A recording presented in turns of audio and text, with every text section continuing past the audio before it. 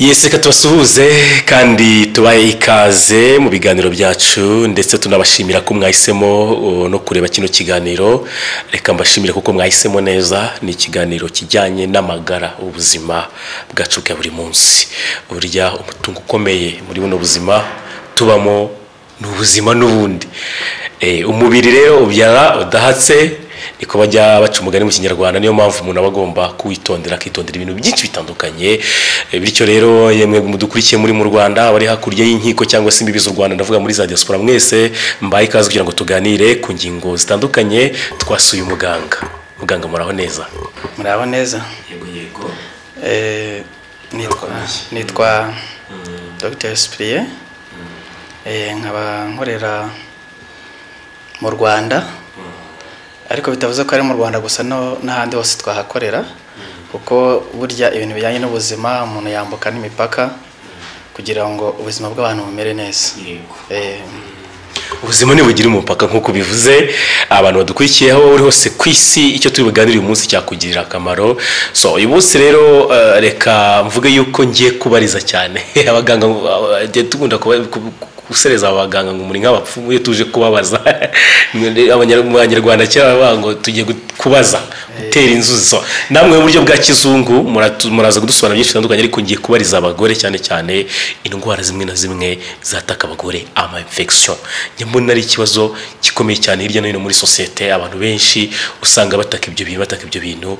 Dr. ubundi infection cyangwa se indwara cyane cyane zandurira mu myanya y'ibanga cyangwa se mu myanya y'ibanga, uzisobanura tuzivuga iki? Uburyo nabisobanuraho, buriya abagore bagira indwara nyinshi zitandukanye, ariko hakabamo zimwe z'ingenzi zishobora kubatera n'ibibazo bigiye bitandukanye, cyane ko no kuzandura ari ibintu byoroshye, kuko buriya abagore uko baremye bagira uburyo bwo kwandura indwara z'ama infection mu buryo butandukanye kandi bworoshye cyane, bitewe n'aho bihagarika cyangwa se n'aho banagera cyangwa se aho bicaye, naho bashobora kuza bazihandura, kuko bitewe n'uko imyanya yayo isa nk'aho ifunguye. Icyo gihe no kuvuga ngo udukoko dutera ama infection dushobora kuba twakwinjira mu buryo bworoshye. Yenda hari kubijyanye n'ama infection atandukanye mu buryo bw'abagore, hari uburyo bashobora kwandura izo infection ariko ziturutse kuri bo. Urugero, kandi niyo azanduye ashobora guhita agira icyo bita ibimenyetso bimugaragaza ko ashobora kuba afite infection zitandukanye. Yego. Uriye muri kubariza abantu, ngerageza kutwara ibintu neza ku murongo kugira ngo mbese bashira amatsiko nk'abahibereye. Nibyo tugiye gukora, ariko mbamara amatsiko yuko kino kiganiro ikintu bari bungukiremo, bari boneremo n'ibisubizo by'ibibazo by'ama infection, inama zitandukanye, byose baza kubisanga muri kino kiganiro. Hanyuma rero reka tukinjiremo gutya. Ama infection ari mu buhe bwoko? Buri bwoko butandukanye n'ubundi bwandura bute? Ibimenyetso ni ibihe? Hanyuma ibisubizo bikaba ibihe? Inama zikaba izihe? Ubwo reka duhere mu bwoko bw'ama infection abantu bakunze guhura nayo mu buryo bwihuse. Ubwoko bw'ama infection tugiye kuganiraho, ubwoko bwa infection vaginale, ku myanya y'abakobwa cyangwa se abagore, kuko ntabwo ari abagore gusa aribo bandura infection vaginale, n'abakobwa barazandura. Kubera ko arizo hanini zikunda gutera ibibazo bitandukanye kandi bikomeye muri ubu buzima bwacu turimo, aho ugasanga abantu ntabwo babyitaho. Infection vaginale umuntu ashobora kuyandura, ariko akimara kuyandura hari igihe bimugaragariza ibimenyetso bidatinze, bitarenze amasaha runaka. Iyo watangiye kumva yuko ufite ibyo bita ururenda uzana mu gitsina rw'umweru cyangwa se umuhondo, ni ibimenyetso bigaragaza ko ufite ama infection muri wowe. Ikindi cya kabiri, hari igihe habaho kumva ufite uburyaryate mu gitsina mo imbere. Turi ku bimenyetso byabyo. Kubera ko nshaka kugira ngo mbisobanure neza, niyo mpamvu mpereye ku bimenyetso by'uburyo umuntu ashobora kuba yamenya ko arwaye ama infection vaginale. Ikindi cya kabiri, ni ukubabara, ububabare bukabije, cyangwa se yakwigarika udukari dukeya tukamwokera akababara, ariko haba habanje kuza rwa rurenda rw'umweru cyangwa se umuhondo rumugaragariza ko yagize ikibazo cy'ama infection. Hakagenda haza ibindi bimenyetso nyuma bigaragaza ko y'ama infection yafite. Ikindi cyo gihe ashobora no kugira ikibazo mu gihe ari gukora imibonano mpuzabitsina akababara cyangwa se akokerwa. Ikindi cya gatatu, hari igihe agira ikibazo kijyanye no kujya kwihagarika cyangwa se kwituma akababara. Kandi kubabara ni ubudukari tuza gake gake bigaragaza ko byibura aba afitemo ya ma infection. Kandi turadukoko dutera ari ama infection n'udukoko tutagaragara kandi twinjira mu buryo bwihuse.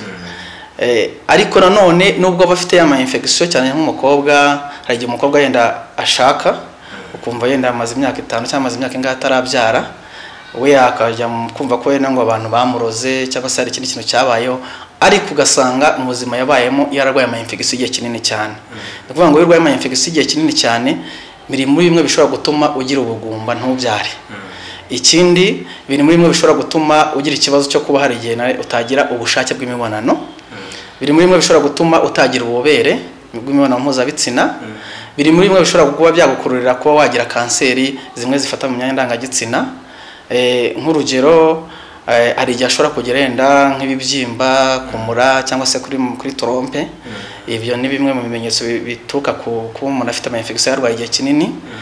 Ikindi cya gatatu, hari nk'indwara abantu benshi batazi ikunda gufata abagore benda kuba bagiye gukuramo ku nda guhera ku myaka 35 kuzamura. Indwara bita endometriose. Endometriose ni indwara ifata muri trompe igafata no kumura. Ibimeze nk'umushumi cyangwa se nk'ibibyimba bizaho ariko bikagenda bihererekanya bimeze nk'umugozi. Ibyo rero bituma muri bimwe mu misemburo y'abagore idakora neza. Idakora neza rero nibwo ugira icyo kibazo cyo gutinda kubyara cyangwa se ntusame neza. Kandi burya infection ziri muri bimwe bishobora gutuma umuntu ashobora kuvanamo inda ari umugore cyangwa se nibwo yaba ari umukobwa akaba yayivanamo. Cyane cyane nk'uko hari igihe bibaho nk'abakobwa ashobora gukora imibonano akavuga ati njyewe ntabwo ndabyaraho, ariko bamupima ugasanga byibura ni nk'umugore.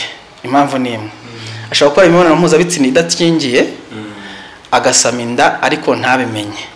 Mu kuyisama bitewe nuko afite ya ma infection, inda yamara kugira igihe runaka nk'ibyumweru runaka kimwe cyangwa bibiri, ikaza suforime y'imihango imeze nk'umukara ukuntu igasohoka. Hari igihe bamwe bajya bagira dute cyangwa se kuvuga ngo ni gute umukobwa ashaka kugira ububobere babwaturutse he, ariko ubushakashatsi bwaza ko byibura umuntu ugomba kugira ububobere ari umuntu wabyayeho w'umumama cyangwa se w'umudamu. Abakobwa bagira ububobere si atari umuntu wakoze imibonano igihe kinini cyane. Hari n'abashobora kugira ububobere kandi batarabikoze igihe kinini cyane. Hari igihe bishobora gutuka ku misemburo yabo cyangwa se bigatuka kuri icyo gihe ashobora kuba yaravanye inda watabizi, akamenya akavuga ko atekeza ko yenda ashobora kuba ari imihango isanzwe, kandi akaba atazi ko yenda yizana nasambana. Nabyo biranashoboka ko umuntu ashobora kuba yanatwara inda. Urugero, uri umugabo wowe usohoreye kuri esime ndayikoresha ndo umukobwa, intanga zirinjiye. Kuko intanga buri uko tuzibona zimeze nka rukuruzi ko zikururana n'intanga ngore. Ni ibintu bikururana bimeze nka yema. Iza kumva umusore ateye inda mushiki we atabizi. Ibyo bibaho cyane. Bivuye muri esime. Bishobora kutuba muri esime bikava no mu mabase bogeyemo. Ashobora nk'urugero kuko kuri iki gihe ateye ikintu cyo kwikinisha, ugasanga yenda umusore agiye koga muri douche yajya mu base ikinishije ayirangirijemo. Mushiki we nakaba yatero ya base akayishyira amazi akayakuyogeramo. Yamara kogeramo yakwitabaza tayari intanga zamaze kwinjira. Ibyo ni intanga ashobora kumara iminota ingahe hanze zitaratakaza ubushobozi bwo kubazabari mu mwana. Intanga ishobora kumara hagati y'amasegonda 30 n'iminota 30 zitarapfa. Ukuvuga ngo iki nazo zigezemwo imbere zibanza gutegerezaho cyangwa se zikagira igihe runaka zimaramo. Cyane cyane ko intanga zitandukanye, ibyara umuhungu ibyara umukobwa ni uburyo butandukanye, zimara n'igihe gitandukanye. Ibyara cyane yenda tugendeye ku buryo bw'intuza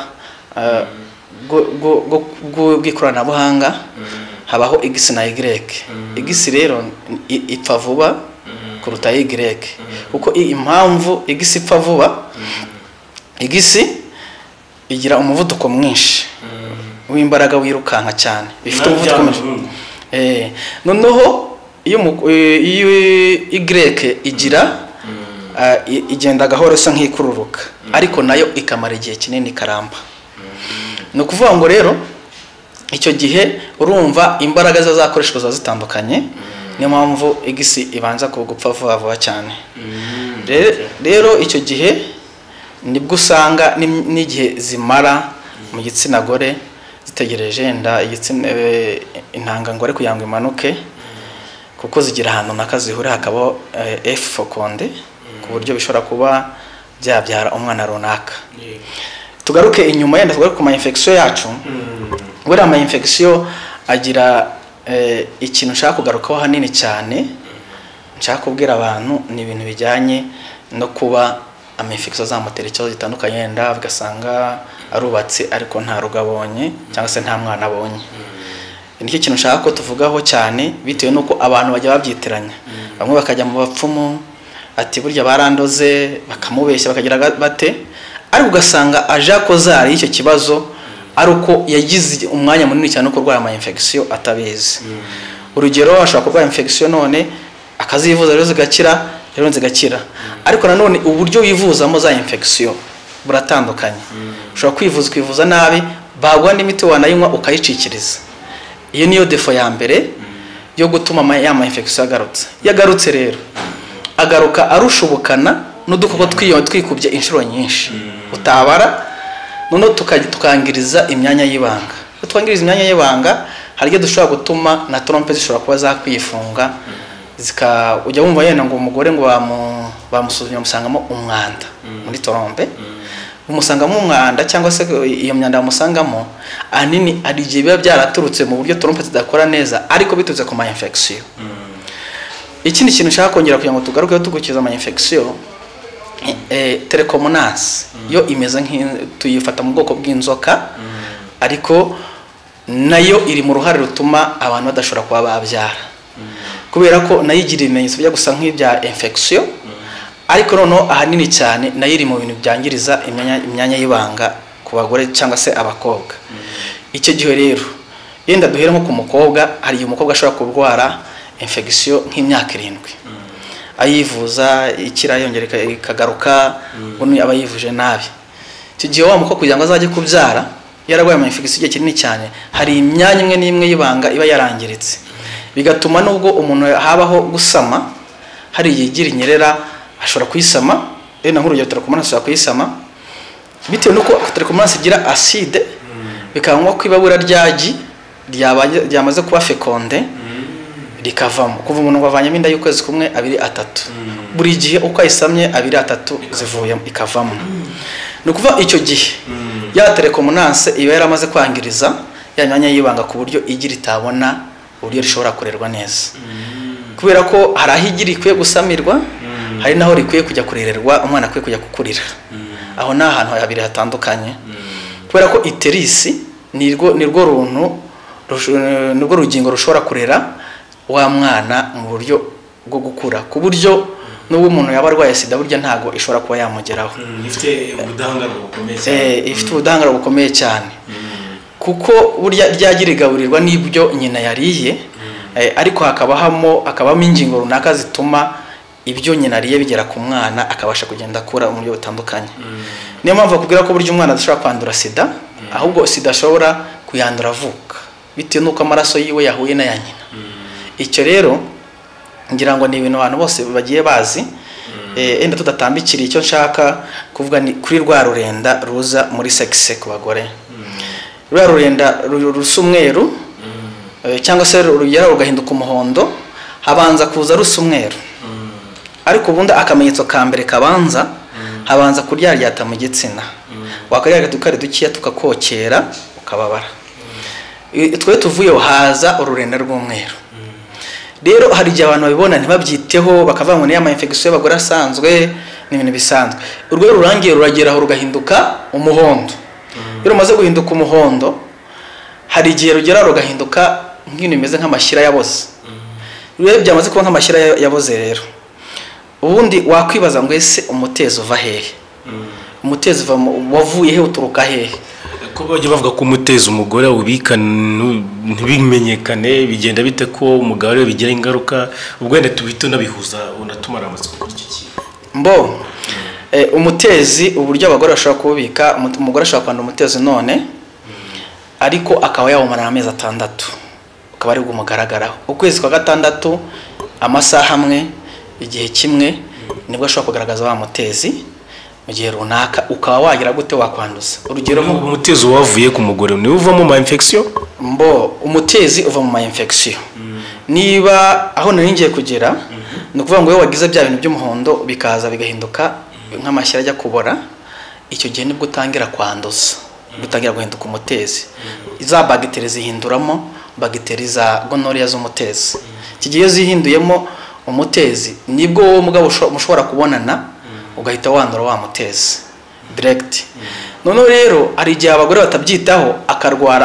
akarwara ama infection igihe kinini ntiyivuze yanakwivuza akivuza nabi ntakire burundu akagaruka none uko ya ma infection agenda agaruka niko agenda arema bagiteri nyinshi zikagenda zibyara ibindi bintu iki cya kabiri uyu mutezi yuvuye muri ya ma infection yubona yino umugabo urawandura umugabo yabona n'undi akawandura naho umutezi wagiye uturuka ukagenda ukwirakwira gutyo uko byagiye bitandukanye niyo ubonanye n'umuntu urwaye wa mutezi awumaranye amezi 6 ya ma infection yavuyemo umutezi nawe umugore akawumara amezi 6 atangira kwanduza niba atangiye kwanduza kandi ikimenyetso cya mbere no gikunda kubaho cyane ko umuntu yarwaye umutezi wo urihariye kuruta ama infection ashobora kutagira ubushake bw'imibonano ariko umutezi uho itandukaniro rihari ahitagira gushaka imibonano cyane agira ubushake butandukanye bwo kumva ashaka umugabo cyane bwo gukora imibonano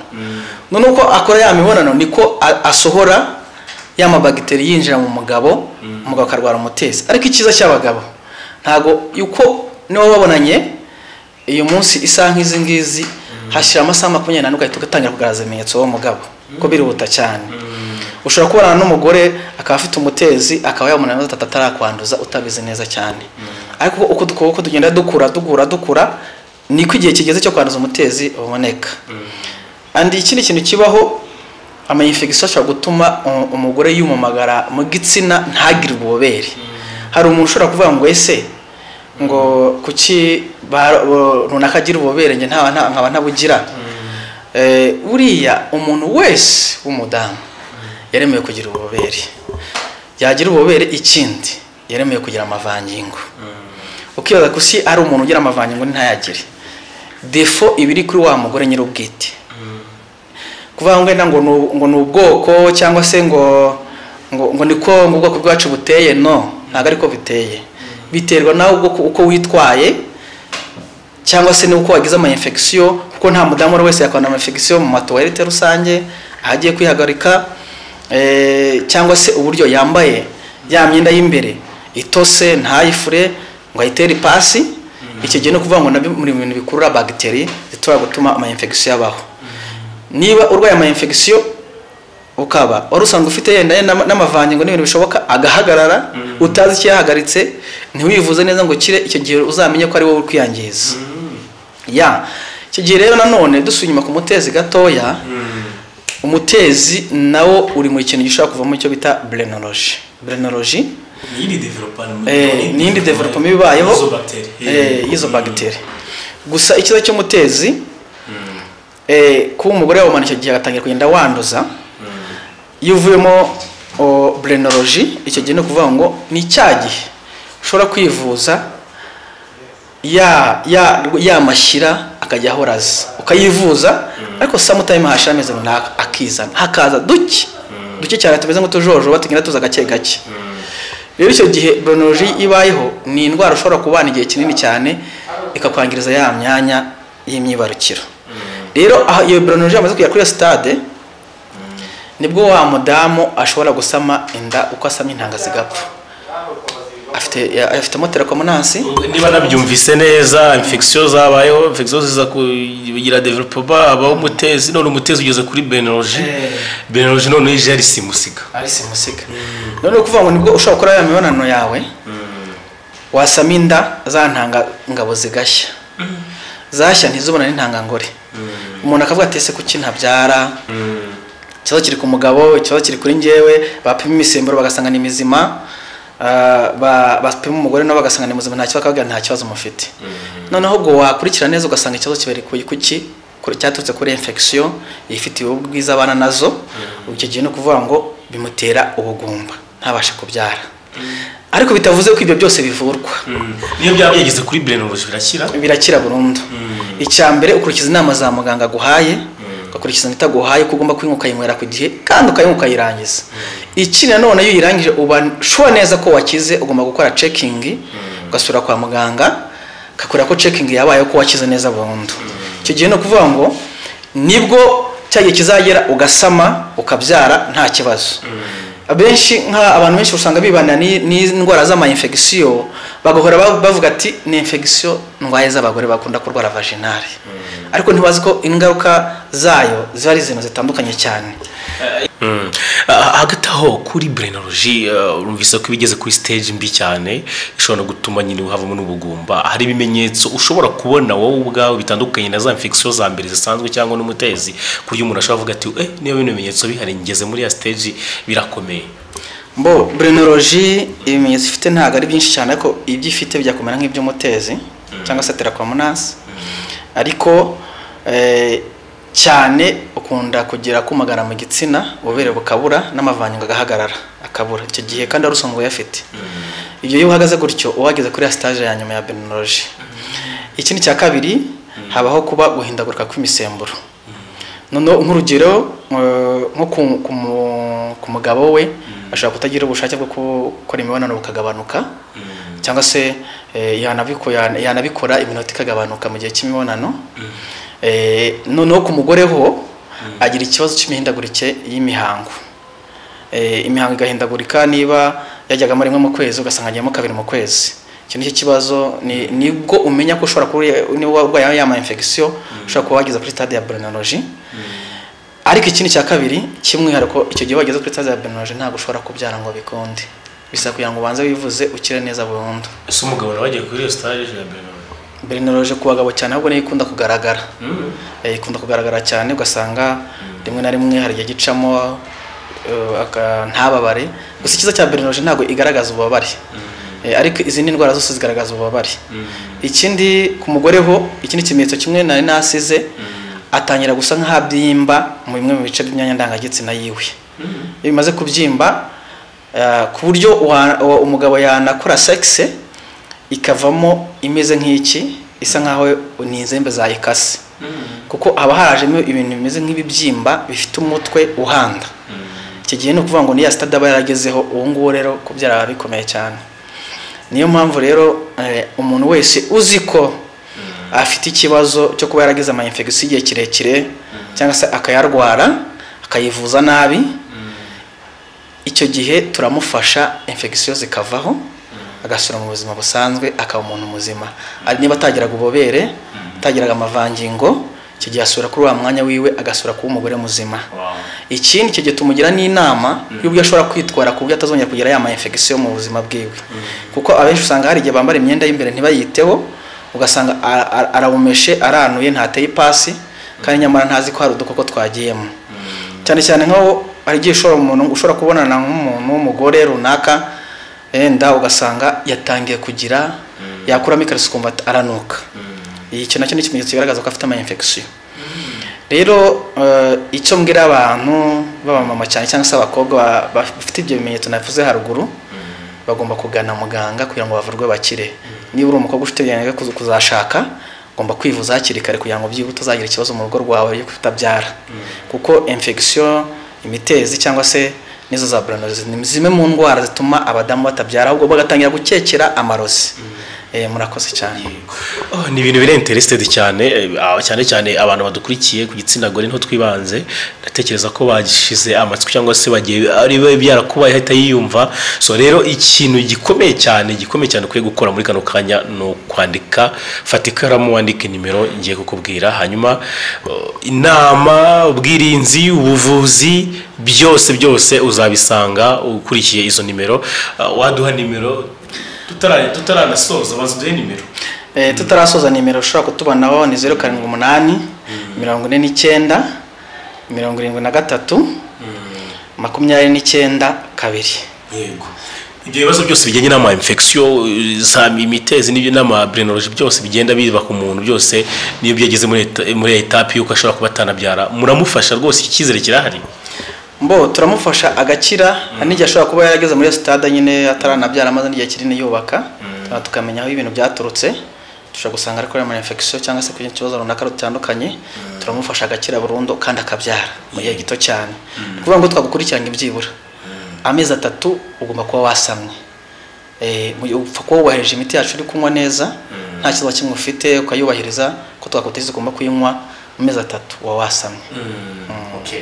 Ikizere aho abantu kujyanye n'imiti mutanga nabonye mufite imiti itandukanye wenda niyo twiti ya kizungu n'iki ikizere aho abantu cyuko ari imiti yizewe mu buryo izabafasha neza n'ikihe kizere nabaha nuko imiti yacu ibikoze mu buryo bw'ikoranabuhanga cyangwa se mu buryo bw'ubuhanga ku buryo 100% urayinywa yo wayifashe neza urakira burundu ukaba umuntu muzima ku buryo nta kibazo kimwe ushobora kongera kugira kuko binakoze mu bimera ibikoze mu bimera binatirere kora ko ikiyambere nta produit chimique ziba zongeyemo niyo mpamvu ikora ugakira burundu.